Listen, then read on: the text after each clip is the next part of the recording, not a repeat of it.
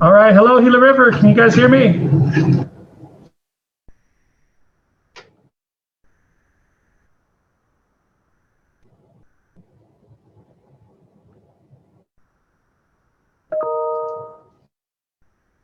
I think we're on. Are we on? All right, everybody. Hello, my name is Roberto Jackson. It's so good to see everybody. I know it's been a while since I've been able to join you guys in our coverage and outreach during the pandemic, COVID-19, and we're at a very critical point again. And it's just about time that we spent some precious moments to further dive into COVID, to further sort out just what state we're in and what is in store for Gila River. And so we started a new segment, and it is called Examining COVID with Dr. Santiago. So we're very excited about this new segment. And basically, it all started in some of our conversations with the elders, because as COVID and post-holiday season, the numbers and the cases, they just started to grow significantly. So there was one person and one person only that the elders said, hey, we need Dr. Santiago. So they put that bat signal up in the air. And so we were able to put together a nice little segment here for everyone to come and listen to, one of the finest medical minds that I think we've all kind of encountered over the years. And we're just very lucky to have Dr. Santiago. So he's going to be talking about cases. He's talking about vaccines, of course. And as you know, the community is experiencing just record numbers of cases over the last, I guess, week and a half or so. And it's just been a very dire situation. And there's just a lot of things that we're going to want to catch up on. And we also have another very special guest, an important guest, and Ms. Patty King, an elder with the community. She's starting off as working with the elder groups right now. So we're just so thrilled to have her. And she's going to offer some insight too, because, working so closely with the elders and in other parts of the community, we definitely want her to chime in. So we're just really having a ball today.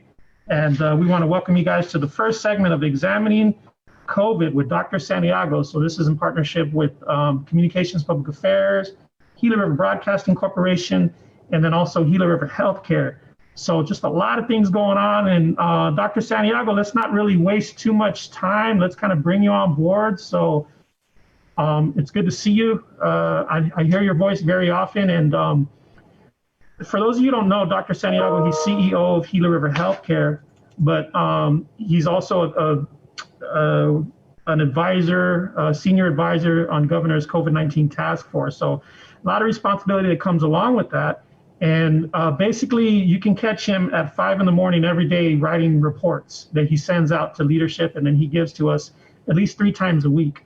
So the report that, from what I understand, the report he's going to give now is the exact same information that tribal leadership gets, that council gets, that the elders received yesterday. So let's put it out there on GRBC, and let's kind of give everyone all the latest stuff that you're seeing, Dr. Santiago, because I know people are very concerned. This is just, I think, a really watershed moment in the pandemic for the community. And we know you have a lot of things to say. So let's just all welcome Dr. Anthony Santiago. Well, thank you very much. Good afternoon, and good afternoon to everyone in the audience. I also am excited to speak with Ms. Patty King, who is celebrating her 40th year as a nurse, and she's the new chairwoman of the Elders Concerns Group. I also want to thank Linda Andrews, who served in that role and is currently vice chair. And as you said, Roberto, my goal today is to provide to the community the exact same information in real time that governor and lieutenant governor received, that council members received, that governor's task force receives, Gila River Healthcare's board of directors. The goal here today is to simply give you a situational report. The report is comprehensive. We won't necessarily cover every part of it, but I do want you to see it. And on your screen, we'll get started. So I'm actually going to share the actual screen, and that's what all of you should be sharing as we go through. One of the challenges right now is just the fact that the cases have so substantially accelerated. And that is everywhere, of course. You know, we've seen in the state of Arizona 103,000 cases in just the last 6 days. In fact, even today, up to this moment, just to about 2 o'clock this afternoon, from midnight till 2 o'clock, we already have about 170 cases. And in the last 10 days at Gila River Healthcare, 1,542 new cases, and 717 of those are community members. So we're going to go through some of those details, but I'm actually going to go through my report for you. And first and foremost is to remind ourselves that while certainly COVID-19 is making many people ill, the challenge, of course, are the availability of hospital-based services. And one of the things that we shared with the leadership and with all of you today is that Omicron has certainly, because of the surge in patients, the hospitals are very full. And Arizona is one of those states that certainly all of our hospital systems are very busy right now, as I'll show later in the report. But right now in Arizona, nearly 98% of all the hospital beds are filled based on the fact of also some staffing challenges. We want people to know also that we are in a difficult situation. And we anticipate that nearly 62,000 people may die in the next 4 weeks in this country from COVID. And that is a significant rise right now. We also expect hospitalizations to rise. Right now, we are at the most number of people in a hospital for COVID during the pandemic. We're well over 150,000 Americans right now, but there are some predictions that perhaps by the time we get to early February, we could be looking at as many as 275,000 Americans in the hospital. That's how quickly this is accelerating. One of the things we always talk about here will be about children. And there are some good pieces of news. And one of them is how effective vaccines are in children. When children are vaccinated, they certainly get a very high level of protection. And in a recent study that was just published in the New England Journal of Medicine just in the last 2 days, they again reviewed the fact that those that have received the vaccine, the effectiveness was dramatic. In fact, it essentially, compared to those that were not vaccinated, it protected them 98% against getting admitted to the ICU, 98% against actually having to be on life support. All of the deaths in the trial were in children who unfortunately were unvaccinated. And so it's studies like this that are revealing again that not only are the vaccines safe, but they're actually saving children's lives. And so why are we focusing on children to start, and why did we with the community? Well, predominantly because children have become especially vulnerable during this latest surge. The Omicron variant, the variant that is currently dominant in this country and throughout many countries in the world, appears to be more challenging for children. Children are having a surge of new cases, and hospitalizations for children are going up. In fact, on the graphic that's on the screen right now, you can see in the most recent week of reporting, the week ending January 6th, 580,000 new children were diagnosed with COVID in just 1 week in this country. That dwarfs the surge during Delta that was during the late summer, early autumn of 250,000. And we thought that was a high number, and it certainly was.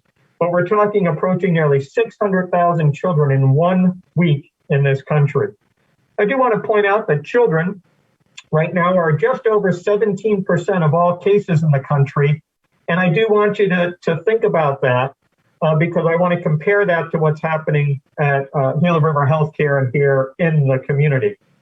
When we do talk about children throughout the country, roughly 11% of the children in the U.S. have tested positive for COVID at this time. But Arizona is especially impacted. In fact, over 15% of children in Arizona have tested positive for COVID. And compared to many states, we certainly are having a problem with childhood infections. The hospitalization rate for children in Arizona is a little higher than the national average.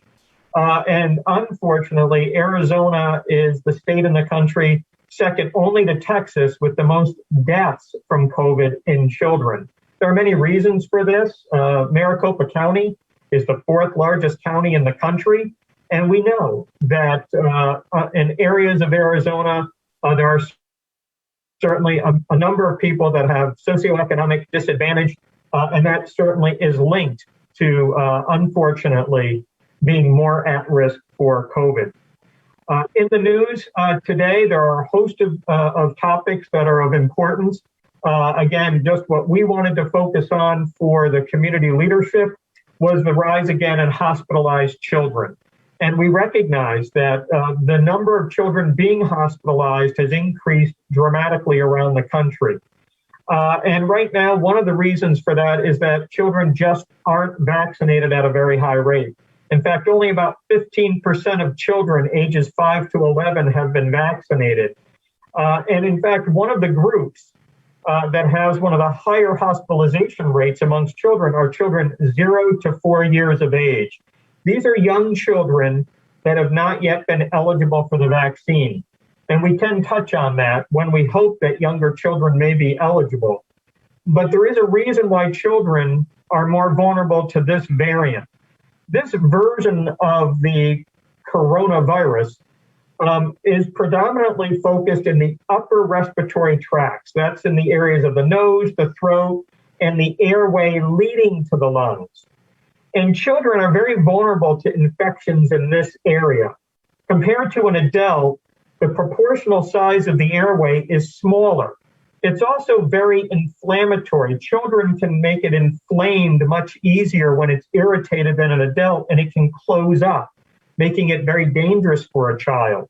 And that's why children, we know about things like croup and whooping cough, and we talk about things like how influenza can be very deadly in young children.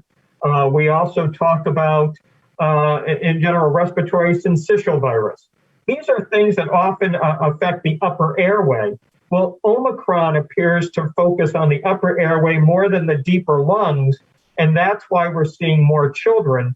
And again, in a child, that can be very serious. However, vaccines certainly play an important role in children. When you get COVID, it's not just the immediate infection we have to worry about. It's also, there are some syndromes that can happen. Many people are aware of long COVID symptoms in which they just aren't recovering. It's harder to breathe, they're congested, they're wheezing, they're fatigued, it's harder to concentrate. And certainly that is one of the challenges of COVID, is that people can continue to have symptoms even though it feels like the first phase of the infection is over. But there are other long-term effects of COVID. And in children, there's a disease called the multisystem inflammatory syndrome in children.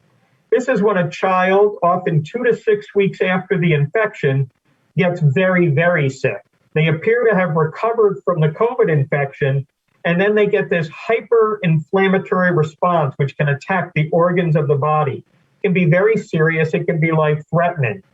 These cases in the country, again, are starting to rise because there's so many children that have developed COVID, which is a major risk factor for it, that we're now seeing more children coming down with this rare but very serious long-term concern. What's good news is that the children that have been vaccinated, even though they've contracted COVID, are significantly protected from this long-term complication. In fact, well over 91%. And when they took a look at a study of children that contracted COVID, some were vaccinated and some were not. The unvaccinated, at least 40%, were ending up in ICU units. They needed respiratory and cardiovascular life support. None of the children who were vaccinated required that type of care. So again, it's an example that not only can the vaccines certainly prevent you from contracting COVID at all, but if and when you do, if you are vaccinated, it can help prevent not only hospitalization and death in everyone, it can even prevent some of these long-term complications in children. And again, this graph that you're seeing The black line is essentially taking a look at the daily cases, and you can see it's nearly a straight line right now. Very concerning, and we're going to see this in more clear graphs. But the blue line are these cases of MIS-C, and each time childhood cases go up, this rare complication surges. So we're very concerned that we're going to see a surge of this syndrome as well. And certainly our doctors are prepared for it. We've diagnosed it. Our emergency room doctors, our pediatricians know what to look for. But of course, we have to be on alert because the cases are so high.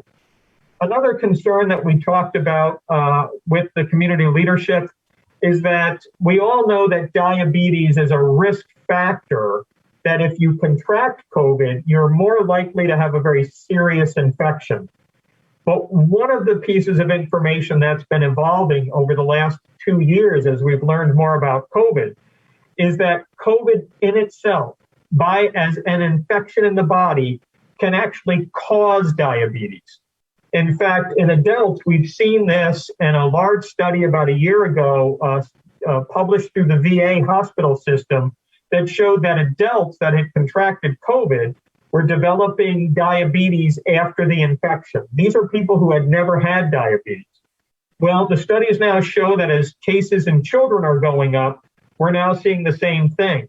In fact, in 2 of the studies that were published, in one of them, children were 166% more likely to contract diabetes than another child the same age who did not have COVID, but maybe had another respiratory infection like the flu.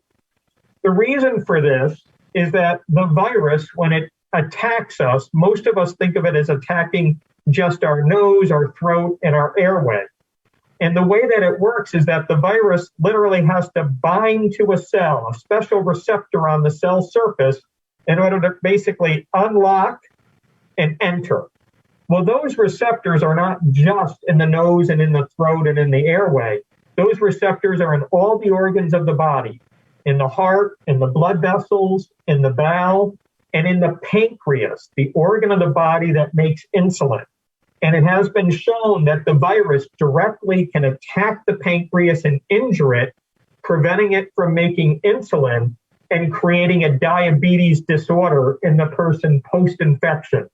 So again, all of this combined, and the reason that we discussed it with community leadership, is that the current rise in childhood cases and the risk to children can be very significant. This is now COVID-22.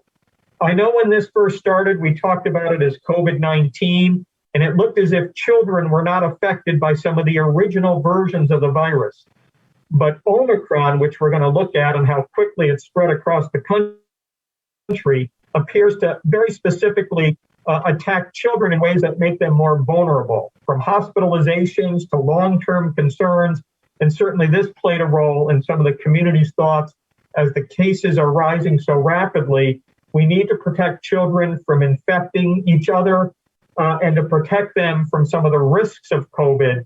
And right now, our vaccination rates are just too low that we have to take other measures, such as pausing school reopening, which was a decision that governor and leadership made after weighing many different factors, but certainly the science is one of them. I want to point out just for all of you, and I know sometimes when we do talk about cases, people often say, why do you talk about the rest of the world or the country or the state? I'm interested just in Gila River Indian community. Well, if COVID has taught us anything, what happens anywhere can happen everywhere. The Omicron version of this, the latest variant of concern, it started just before Thanksgiving in a small area in South Africa. And as we saw, by the time it got here in this country in early December to now, it's taken over and is nearly 98% of all the cases throughout the country. Sometimes something that happens someplace else is a sign of what can happen. So we have to be prepared. Just to give you a sense of how long this has been going on, it's day 744 of the first case in the world, nearly 317 million people, and 5.5 million people have died. We've had days now where we have 3.5 million new cases in a single day, 9,000 to 10,000 deaths. This is unfortunate, but it's true. In this country, it's day 723. Over 63 million cases in just under 2 years, and nearly 850,000 deaths. And the other day, we had nearly 1.5 million people in a single day test positive. And here in Arizona, it's day 675. 1.5 million cases and growing.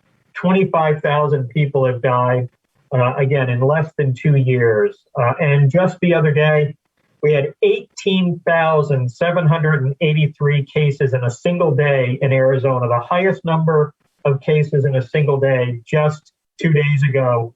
And again, yesterday, almost the same, about 18,500. So what was a very small number of cases, we were getting down to about 1,500 cases a day just before Thanksgiving. You can see now how rapidly Omicron, how contagious it is, and how rapidly it's spreading. There is no place in the US right now that is not at the highest COVID risk level, meaning that this Omicron variant is everywhere and every state is dealing with it. And here in the US, again, just in the last 2 weeks, we're now averaging over 780,000 cases a day. And more importantly, people in the hospital. In fact, it's a little bit closer to about 150,000 people right now in a hospital setting. That's nearly 100% higher than it was just 2 weeks ago. And that's the concern right now, is that the hospitals are filling up, which can certainly limit access to those services. We are certainly at a time in this pandemic when we are seeing the most cases. We are at over 13 million cases in this country in the last month, and over 5.5 million cases just in the last week. These are the highest figures since March of 2020, when this really began in this country. And people are going to the hospital. Over 20,000 people a day are being admitted into a hospital with COVID right now. And again, these graphs show a straight line of new cases, and this is where we are. Arizona, the same way. You can see how rapidly cases are rising, the highest since this pandemic began. And we're now averaging about 15,000 cases a day in Arizona. That's up 340% in just 2 weeks. And the hospitals are getting busy, as I'll show. And it's all the counties in Arizona. It's not just one area. And again, Arizona is having the most cases ever since this began. In just the past week, again, approaching 105,000 cases, which is by far the busiest week we've had. And again, just yesterday, 18,000, nearly 800 cases in a single day, the highest of a single day. Arizona is now at what they call the most severe risk level since this began. We're averaging many, many cases per day. And there's something called the infection rate that's very important. This is a number that basically says if you're sick, how many people will get sick because of you that will contract it from you? And that number is approaching 1.5. And that may not seem like a lot, but that's actually a very critical value. And it's a number that high, which is why we're seeing so many cases every day now across the state. The test positivity rate is almost 32%. That means a third of people being tested. What it really means is that many, many people are out there that are sick. And when the test number is this high, it tells you that we're not testing enough. In fact, many predictions are that at least it would be 50% if we were testing enough people. Just to put it in perspective, just a little over 2 weeks ago, look how low the case numbers were. The infection rate very low, below 1, and the test rate was about 12%. And this is just in about 2 weeks to give you a sense of the impact of Omicron. And these are the graphs. This is where we are in cases, and we are well into the extreme critical level here in Arizona. And you can see the test positivity rate, the highest since this began. So if you've been reading in the news, if you've been hearing that this is a dangerous time right now because of the transmission of Omicron and the number of cases, these graphs certainly show it. The University of Arizona is certainly staying focused on this. And here's a quote from them on their report on January 2nd. And I have to tell you that cases have risen considerably in the 11 days since that report, the most steep. But this is even just before then, when they said Arizona continues to experience a high number of cases, hospitalizations, and deaths. The decision to remain unvaccinated carries a much greater risk than getting vaccinated. And we'll go into that. The test positivity rate, again, nearly 50%, a number we have never seen during this. You can see last year around this time when we thought we were having the worst surge, it was only about 35%, putting where we are right now, how quickly it's changed just from November, just before Thanksgiving to now, which is why we're certainly having this broadcast. And we're seeing, of course, the transmission across all ages. Every age group is vulnerable right now, whether you're an adolescent or child, or you're an elder. And even amongst young children, all ages of children, we're starting to see a rapid rise in these cases. In Arizona itself, this two important numbers to remember, what we call the hospitalization rate. This is for the people who are actually, that contract COVID and have to be hospitalized. For the state, it's about 5.7% right now, if you exclude American Indian Alaska Natives. And unfortunately, the fatality rate is about 1.4%. However, I'm going to compare that to us, and again, point out to why we think we're certainly need to take this very serious, and why a lot of the precautions we take, the guidance that we provide, is because of the special population of patients we take care of that are more vulnerable to a severe infection. Going through some of these graphs, just to let you know, again, a lot of information here. I want to try to just cover what's most important. Right now in Arizona, more than 2,400 patients a day are going into the emergency departments with COVID-19 or symptoms. This is the busiest it has been. Again, this is why the hospitals are so busy. Not just those that are in a hospital bed, but those going to the emergency department.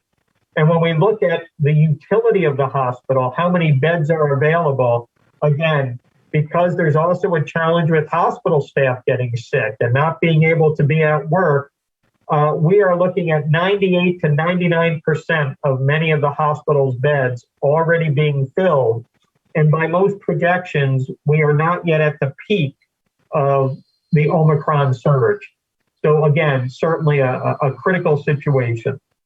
When we take a look again at a number of places that we partner with, the Arizona Coalition for Healthcare Emergency Response, we see that a lot of the hospitals right now are in a crisis, and they're discussing it because it's very, very hard for them to accept patients. In fact, there's a term called caution or divert, when essentially the hospital says, we cannot accept more patients. Right now, in our area of the state, called the Central Region, Maricopa, Pinal, and Gila. There are a number of regions around the state. We're called the Central Region. 75% of the hospitals are on caution or divert, essentially saying, we're not sure we can accept more patients. And when our EMS tries to take a patient to the hospital, sometimes it can take up to 2 hours before that patient can get out of the vehicle and get seen in the emergency department, or at least get into the emergency department, and it may still be a while till they're seen. That's how busy things are right now. More importantly, again, we take a look at some of these graphs that may show up here for some of you to see, but we're seeing that the actual beds occupied might be 96, 97%, but because of the problem with staffing, they may have 98, 99% of their beds already in use.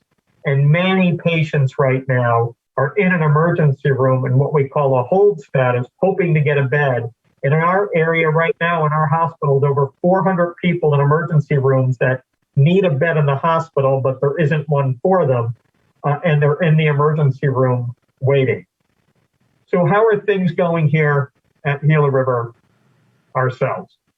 Well, again, I think it's very important that we have an understanding of what's happening around us, but I want to take the time to focus here on what's happening directly, because it is, again, like everywhere else, a significant surge. And yesterday we had the most cases we've ever detected at Gila River Healthcare, 285 positive cases in one day, 166 were community members. And again, today, up to about 2 o'clock, we had nearly 170 new patients just up to 2 o'clock this afternoon. We've completed nearly 180,000 tests to detect COVID at Gila River Healthcare, more than 10,000 in just the last 10 days or so. And we've detected nearly 11,000 cases, of which 50% or approaching 5,500 are community members. And of those, about 5,000 of the people with COVID have resided in Districts 1 through District 7.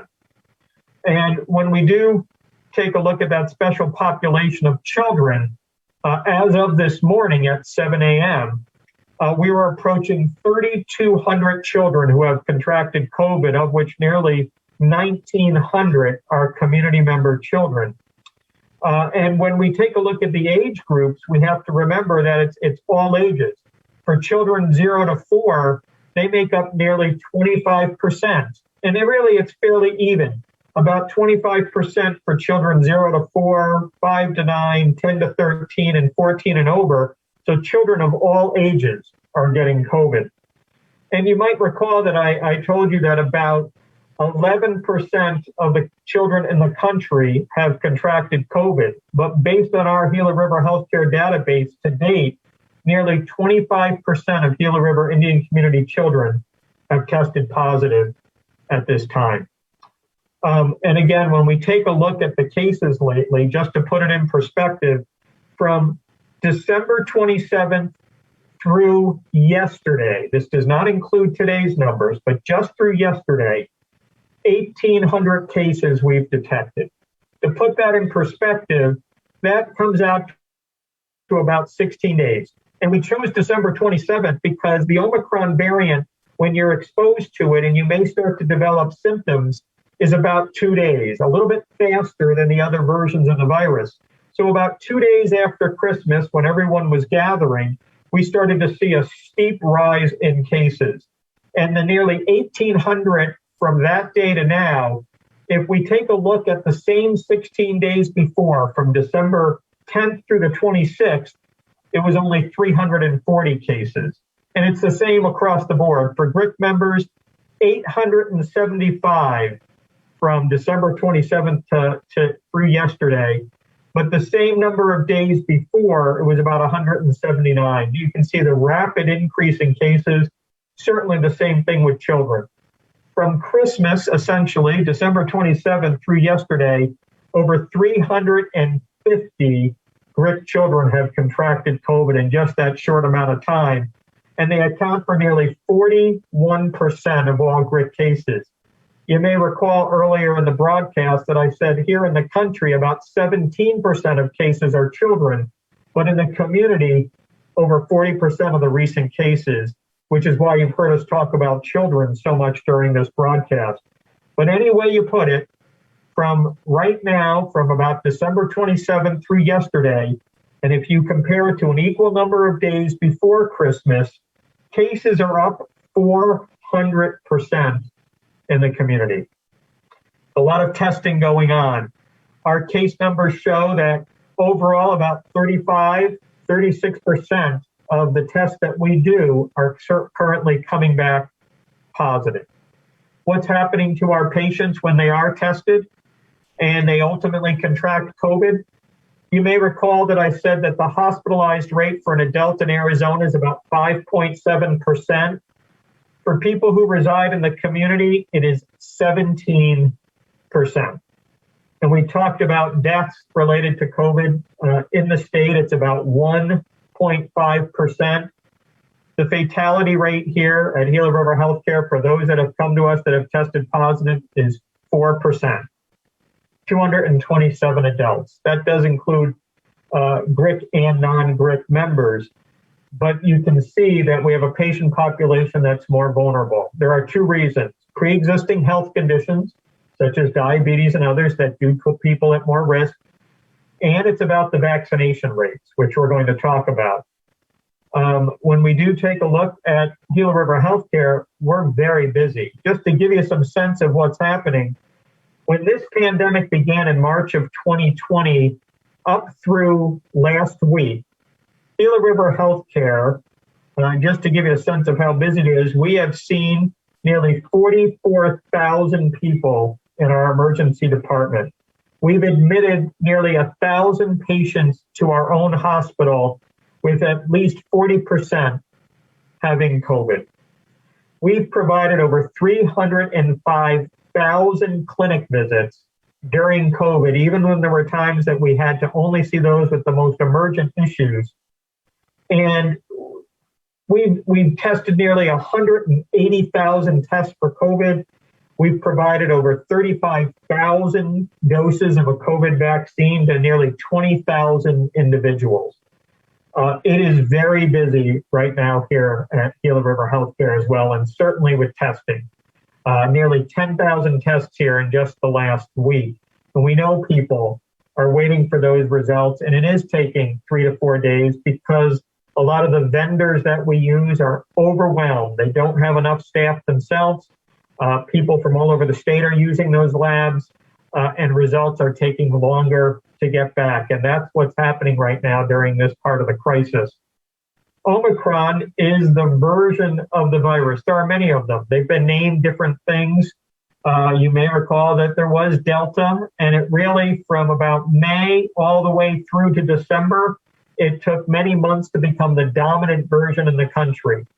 Omicron really was here in Arizona in December, and by January, it's nearly 98% of all of our cases. And it's happening that way all over the country. What was just happening in early December only took to January to be over 98% of all of the cases. Omicron is a very different version of this virus. It is highly, highly contagious. And although you may be reading reports that perhaps it's a less severe infection, it's a less severe infection in the vaccinated. In the unvaccinated, it is still a severe infection. Gila River Healthcare spends a lot of time trying to predict how many cases so we understand our operations. And again, we go through that with the community leadership as it helps drive decisions. At this current time, when we look at these peaks, when it comes to new cases and people in the hospital, this current surge we're certainly seeing going to be with us through the end of February, probably into March, when we think of the country as a whole. But that doesn't mean everywhere we will see Omicron fading away as quickly.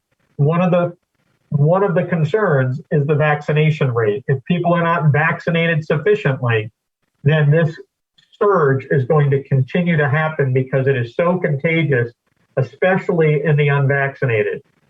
The key to this is that while we may get the virus doesn't have to get us. And there's a big difference between getting the virus when you're vaccinated and getting the virus when you're not, which I'm going to show.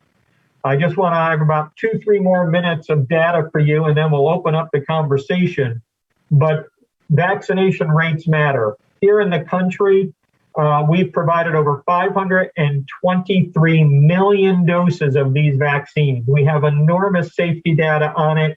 It is the most prescribed, most monitored medication in modern history, of course, probably in the history of this country. And what we're seeing overwhelmingly is that the concerns that we've had about safety are certainly demonstrating that these are very safe vaccines. And that's really been the key, whether it's in children or adults. That's different than having a side effect perhaps after you have a vaccination. For a day or two, you might have a fever or muscle aches or something. That's not harm to the body. That's the body showing that it's generating an immune response because the vaccine is teaching you to recognize the illness. You're not actually sick, but your body's reacting to fight it off. That's different than a long-term complication, and those have been extremely rare, fortunately, in the number of people who have received them.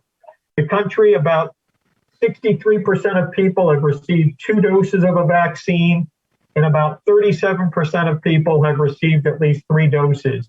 Receiving 3 doses truly matters. It definitely provides the level of protection against infecting somebody else.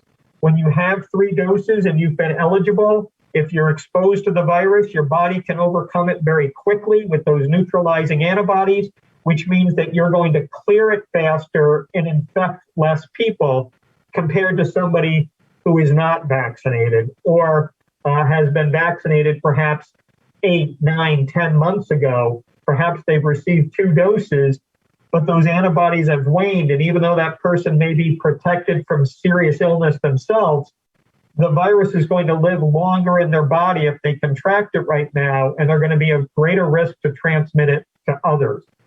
The state of Arizona, only about 55% of people have received 2 doses, and in Maricopa County, only about 52%. These are low vaccination rates, and it's why Arizona has consistently been an area where the surges have hit us very hard, and certainly this one will as well. Coming to the community, just want to point out again, nearly 35,000 doses given to nearly 19,000 people. The report provided to the community leadership goes over every possible statistic about vaccines, who's received them, and I think, again, in the interest of time, we can't cover it, but perhaps in another setting, we can just go over vaccination. But here's the data that I think that's most important here in the last minute or two of data.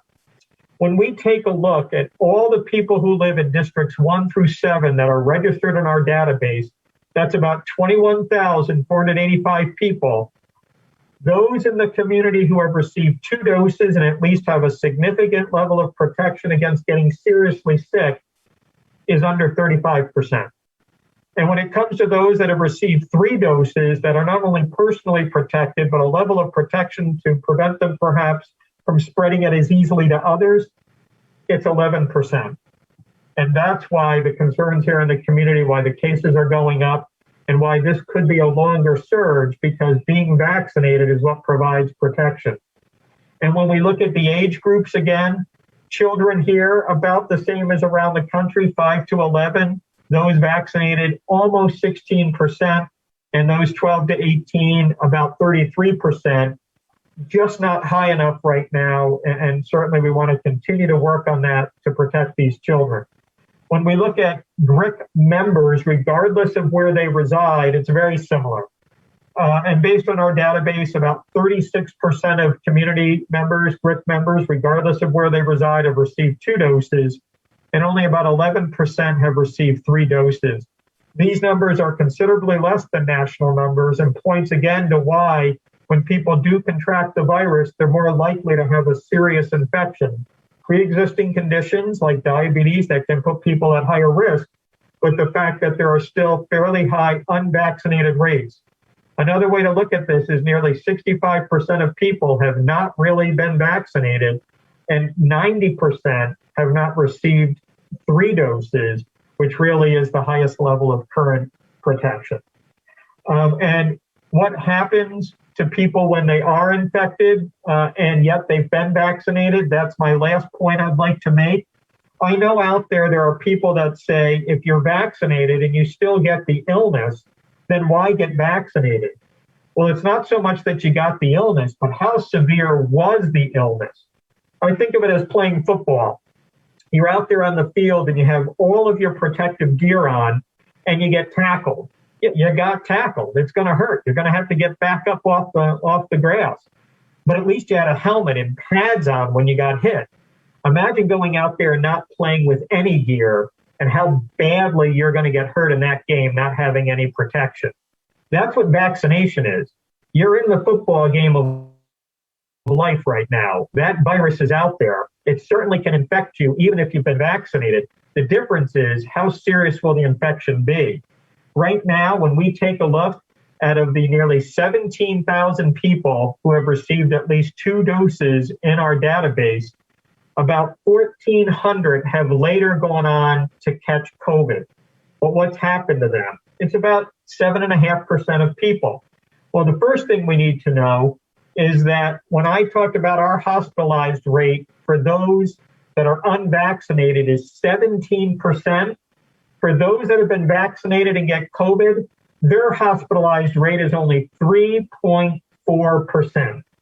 What that means is that in Gila River Healthcare and here in the community, we have had 961 people hospitalized. Only 48 have been people that are vaccinated. That means that 95% of the hospitalizations that have happened from COVID are in the unvaccinated, and only 5% have been people that are vaccinated. That's why you get vaccinated. And the same thing with deaths, to close this out. We have had 227 adult deaths from COVID since this began. 4 of them are in the people who received the vaccine, later got COVID, and then died directly from COVID. 3 of those 4 were people over 55 who had a lot of health issues. But what it really means is that fatality rate is only 0.28% for the vaccinated compared to 4% for the unvaccinated. That means you have nearly a 15 times greater risk of dying from COVID if you're unvaccinated and contract it than if you're vaccinated and contract it. To date, right now at Gila River Healthcare, 98.3% of the people who have died from COVID have been unvaccinated, and only 1.7% have been vaccinated. And so, Roberto, I know it went a little longer than we thought, but I think the key to this message today is that first, we're in a very serious part of this. The importance of following all the safety guidelines, understanding why the community leadership gets these reports to help drive decisions from mask mandates to employee policies to school reopening. And also, overwhelmingly, we now know as we go into the 3rd year of this, and it's now COVID-22, if you are vaccinated, you are going to most likely survive this infection. You're not going to be hospitalized and you're not going to die. Vaccines were not made to be 100% effective from preventing you from getting the infection. The point was to prevent you from getting very ill and dying. The vaccines have overwhelmingly proved that, and we can show it now in our own data. Now that it's COVID-22, it's a different version of the virus. We have a lot of information on the vaccines. People need to be vaccinated. Thank you very much, Dr. Santiago, for that thorough, detailed reporting, just rich data. And I know we wanted to set aside a little bit of time for some Q&A, but there were a few things that caught my attention for those of you that are watching, and welcome. All of our friends in GRBC land watching in the comfort of your own home, and then our friends on social media. I want to say hi to Claudia Justice, Darlene Antone, Beverly Van Horn from Kansas, it looks like, Mr. Raymond Bending, and just all of our pals that are watching via Facebook. Now, back to the data. So there was a lot of verticality to those graphs that I saw. A lot of spikes, a lot of just straight, just kind of lines going up that you could tell how the cases have been rising so dramatically. So Omicron is definitely making its mark. It sounded ominous when we first heard about it. And then there was speculation that there may be some milder aspects to it, but we're seeing things that we hadn't seen up until now, extremely contagious, and it's really hit close to home for sure. Arizona was at the epicenter of the pandemic last year for a while, if I remember right. And, we're seeing record cases almost on a daily basis. And, the community has responded. For instance, teleworking, 75% of the workforce right now, just to kind of deal with these crisis levels. So you guys have been watching Examining COVID with Dr. Santiago. This is our first segment, just kind of a brand new thing we're kicking off. I know the Ask Your Provider segment was a runaway hit. So we want to just really kind of keep spreading this message and do continuing outreach with the broadcast, with social media, and with everyone who was able to watch it on channel 29. So You heard it from Dr. Santiago, getting COVID when you're unvaccinated, fully vaccinated, and then also with a booster. And then, as you can tell, the unvaccinated, they're taking on the most burden, unfortunately. And so when it comes to the community, let's not sugarcoat it, the vaccination numbers, I think there's a lot to be desired there. As we know, they're not high enough, and we just need to do everything within our power to kind of make sure that we're at a point now where we can, have that protection and kind of have that peace of mind, because as Dr. Santiago illustrated, the Omicron variant, it's going to be with us for, I guess, quite some time now, for the foreseeable future, up until a couple months perhaps. Now, let's just kind of segue. So Dr. Santiago, this is our first examining COVID with Dr. Santiago. This is the first premiere, I guess you could say. And I think we picked a very good first guest to have on, wouldn't you say? So we have Ms. Patty King. So she's GRIC Elderly Concerns chairperson. And I attended the Elderly Concerns meeting yesterday, and I kind of was there as she chaired the meeting. Dr. Santiago, I thought she did a lovely job. And so it was very, very convenient that we had that meeting yesterday, and she's able to come on today. So let's kind of bring Ms. King on board. Patty, Dr. Santiago introduced you. He said a little bit about your background, but for those that are just tuning in, so who's this Patty King that we've been hearing so much about? Well, thank you for that, Roberto. Yeah, my name is Patty King. I'm from District 4. I was raised in Stotenick, and I went to school in Coolidge and went to nursing school at Central Arizona College, and I've been an LPN for 40 years. So I presently reside in District 5, as my new home is just about be move-in ready pretty soon. I'll be back in District 4, and that is my home. And yes, I'm the newly incoming chairperson for the Elder Concerns Group, which is lots of big shoes to fill and a great responsibility, but one that I look forward to, especially during this time of the pandemic. Yeah, for sure. And for those of you that maybe aren't familiar with the GRIC elders, so the elders in the Gila River Indian community, they're known for being very active. They're known for their participation in the community and really staying dialed in. And so I know that you're going to have a terrific time. And I think, Patty, you have some questions for Dr. Santiago.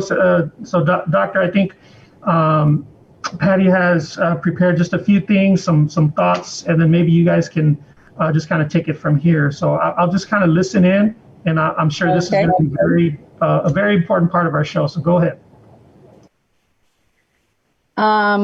Okay.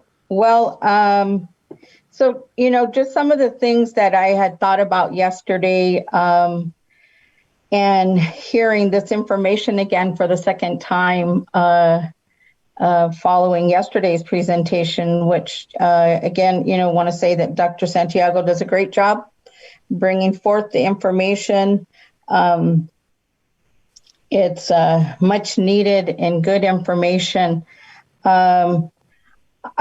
You brought up a number of things, and I'm just trying to follow my notes, because I think there are a lot of things that we think about as elders. So, that formulate our questions, and we have many concerns, because many elders are raising grandchildren and our other family members. And so, we worry about their well-being. We worry about their schooling. We worry about their, what will the long-term effects be for getting them vaccinated versus or not getting them vaccinated, or if and when they, are infected with COVID. And, we have all those, as one elder said to me yesterday, there is an overwhelming amount of concern and worry that we bear. And it's not just the elders, it's, younger ones as well, our children. You know, I asked my nephew, who I've been raising this morning, I said, honey, what do you worry about? And he said, I worry if something happens to you. So it runs from our youngest to our elders, all the concern, you know, and we want to know all this important information. And, you know, because we have to move forward in hope from day to day. We have to know how to get forward, how to get to the next day. What can I tell my grandchildren or my family members who aren't vaccinated yet? How do I convince them? How do I talk to them? What do I tell them that's going to help them make a decision about getting the vaccine? I think you laid out pretty clearly, you know, what we need to do. We need to increase our vaccination rates. We need to increase our booster rates. We need to practice, you know, all the things that we've been told, you know, good hand washing, good cleaning, good wearing our masks, and following the guidelines. You know, we've been hearing that. But another thing is that our when we tell them, you know, our family members or our friends or anyone that's close to us, you know, what do I say to them when they said, yeah, but you said that last year. You said that 3 months ago. You said that's what they've been saying, and they've been saying, when is it going to be over? You know, and those are the things that we worry about. That we worry about if we're working. You know, you're raising kids, you're raising families. How do we keep order in your home and keep some semblance of normalcy when everything is topsy-turvy, right? And but I do believe, you know, that as elders and as people of Gila River, and that we have always depended on our faith, you know, and we have to trust those in leadership and trust those in positions of who know this knowledge, who have this knowledge. You have the medical, clinical, the legislative people, you know the laws, and they are other leadership, our community leadership. But it's going to be the people that decide how we move forward. So we just, you know, we need you to keep bringing that information forward to us, such as, you know, what are the long-term effects for kids? You know, what can I expect if I, you know, get positive and I'm diabetic? I've been vaccinated, I've been boosted, you know, just things like that. Well, first of all, Patty, thank you very much for all of your comments. And in that are those heartfelt concerns. You know, there's that everything that you were saying, that how do people balance their own individual choices and realize that we're all so interdependent upon one another. And you're, and the child speaking to you saying, I don't want anything to happen to you. And I want to start there because we have seen in this country disproportionately that people of color, Native Americans, those children have lost more caregivers proportionately than any other ethnic group to COVID-19. And we understand why. You know, Patty, what I'd say to you is, and how we talk about this at Gila River Healthcare, it has been 22 months since our first case here. We are a community healthcare system. We aren't simply located in close proximity to those we serve. Gila River Healthcare is the community, from our inception to our financial support to our mission. And everything that we do differently because we are the community. How we test people, how we do outreach, how we try to treat in the hospital systems. But that's because the community sees itself as being one life force together that have been resilient and have survived so many traumas. Some of those traumas make it very hard for people out there to trust healthcare. We understand that. We are not judgmental. When we look at those vaccination rates, we don't say it to shame anyone. It is with a deep compassion that we know that others have been harmed in the past, and it's hard to trust. So we try to do it in two ways: to break down any barrier we can, to have the resources, to have the staff, to be out there when people need us, and to hope that if we talk to them 3 times, 5 times, 10 times, 20 times, we might eventually win their trust. But really, it's about people doing something for someone else. At the end of the day, what a vaccine is not just about protecting yourself, but about protecting others.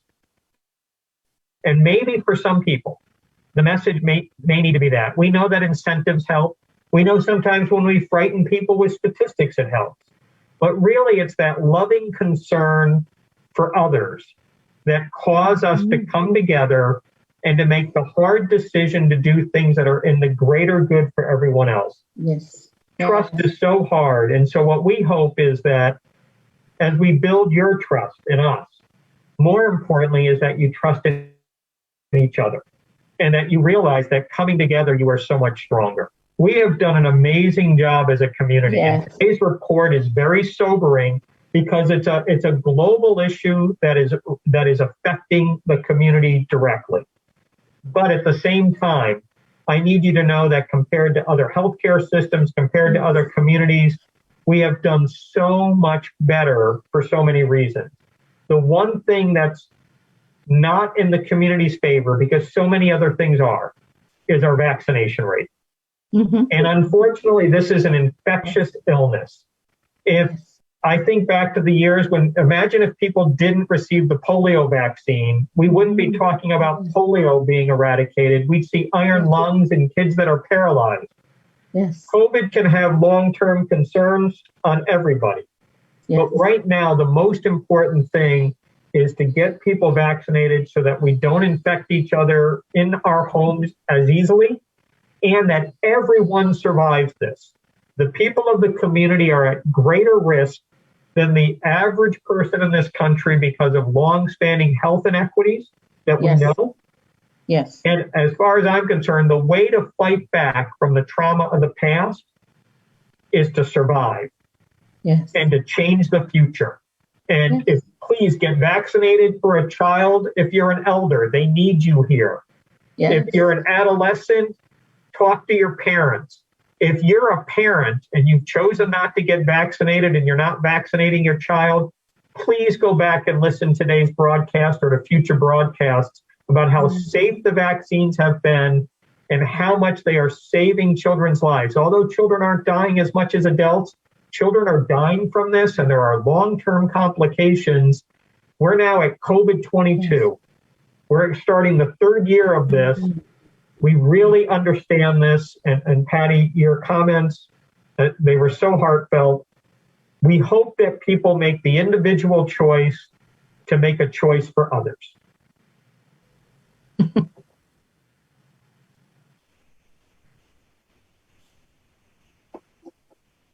I'm having a little trouble hearing you, that last comment, but I can hear you, Patty, if you have another question for me. No, or for Roberto. No, I don't. I thank you for your comments and for answering my questions, and to everyone out there for and allowing me to be part of this, and hope that we continue to hear these things with an open mind and an open heart, because it is up to us to determine our survival. And there's a fire. There's a fire. We need to put it out. Well, thank you, Patty. And I know, Roberto, you and I started this together. And we have been together through this from the beginning, from the first time we've spoken to the public when there were the very first cases. We've come through this realizing that there are so many people heroically standing up to this and so many people doing what needs to be done in their own families to try to survive this. And I want to make sure that people know, A, we absolutely can get through this. As sobering as this is, we know what to do and we know how to get through it. We have to get the job done. And we're not judging anyone who feels differently up to this point. But what we're asking of you is, if you had reservations when this first started 6 months ago, a year ago, a year and a half ago, as we start the third year, we want you to know we know a lot more than we knew then. And again, someone like myself, I'm vaccinated, 3 doses. My wife, my elderly parents, my nieces, my nephews. I want you to know that if I, after reading this research, if I thought I was in harm's way, my family was in harm's way, I would make a different decision. I'm not asking you to do it simply because I did, but I want you to know that all of the providers at Gila River Healthcare, all of us being vaccinated as people who do this every day, we're not asking you to do something that we wouldn't do for our own parent, our own spouse or partner, or our own children. No, that's a good point, Dr. Santiago, because just like you, I wouldn't tell someone to do something that I hadn't done or that I hadn't made a part of my own life. And, just full disclosure, I'm vaccinated, I got the booster and those kinds of things. So if I'm not in the habit of confronting anybody or going like that, I mean, I encourage you if that's what you want to do. But just when you look at the numbers and stuff, we do hope that we can at least increase those numbers a little bit more. And then if there are those out there that need more time or more things to consider, just think about the children, think about the elders, and think about, those of us that are in close proximity, because this vaccine or the virus, it spreads, and it's just extremely contagious. So we are kind of mindful that no one is really trying to ostracize anybody who isn't vaccinated. It's just, this is the information, this is what the research is telling us. And, with Dr. Santiago and then, Ms. Patty King as well, there's a whole lot of people here that would like to see those vaccination numbers increase, you know what I mean? Because we're really paying the brunt of it. And, we're talking about people getting sick, we're talking about people losing their lives. And so that's what's really at stake. So thank you guys, everyone, for tuning in and joining us today. Ms. Patty King, she did excellent. And congratulations on the home. Good luck with elderly concerns. And, I know you're looking forward to moving back to District 4. So just, best of luck with that. So Dr. Santiago, we covered a lot of ground, and we're going to probably be able to sign off here. We wanted to keep this within an hour, and I think we're doing pretty good. Looks like it's about 10 after. And I want to thank you, Roberto, for wearing Buffalo Bills blue. I made sure to wear some Bills.